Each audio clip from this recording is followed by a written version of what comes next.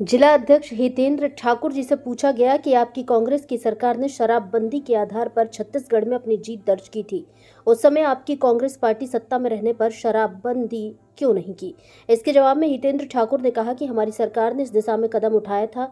शराबबंदी की प्रक्रिया को क्रियान्वित करने हेतु कमेटी का गठन किया गया था। देश के अन्य राज्यों से जहां शराबबंदी की गई थी वहां परिस्थिति का जायजा लेने पहुंचे थे। हमारी सरकार ने शराबबंदी के प्रयास में असफलता का कारण कम समय था, मगर हमारी सरकार ने शराब दुकानों की संख्या बढ़ाने का काम नहीं किया। हम बीजेपी शासन की शराब दुकानों की विस्तार नीति का हम पुरजोर विरोध करते हैं। किसी भी कीमत में हम इन्हें नई दुकान स्थापित नहीं करने देंगे। बालोदा बाजार आबकारी विभाग द्वारा 21 नए स्थानों में मदिरा दुकान सेंटर खोलने की तैयारी प्रारंभ कर दी है। आबकारी विभाग द्वारा उनकी सूची जारी हो गई है। जिला अध्यक्ष हितेंद्र ठाकुर कांग्रेस पार्टी ने बीजेपी शासन के इस शराब योजना की निंदा करते हुए कहा कि बीजेपी शासन अपने खजाने को भरने के लिए यहाँ की जनता के साथ छल कर रही है। बीजेपी शासन केवल अपने निजी स्वार्थ को पूर्ण करने के लिए जगह जगह पर मदिरा दुकान स्थापित करने का काम कर रही है। जो प्रेस वार्ता रखी है, इसमें जो आप आबकारी अधिनियम का यहाँ पर जो विरोध कर रहे हैं, तो इसमें पूरा मामला क्या है?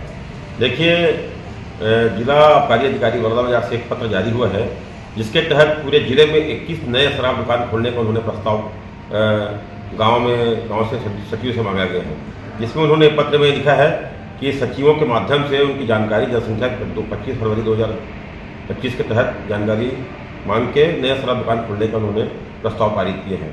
इस बात का कांग्रेस पार्टी विरोध करती है और आबकारी अधिकारी से और भाजपा शासन से ये मांग करती है कि हमारे जिले में किसी प्रकार का कोई शराब दुकान नहीं खोला जाए।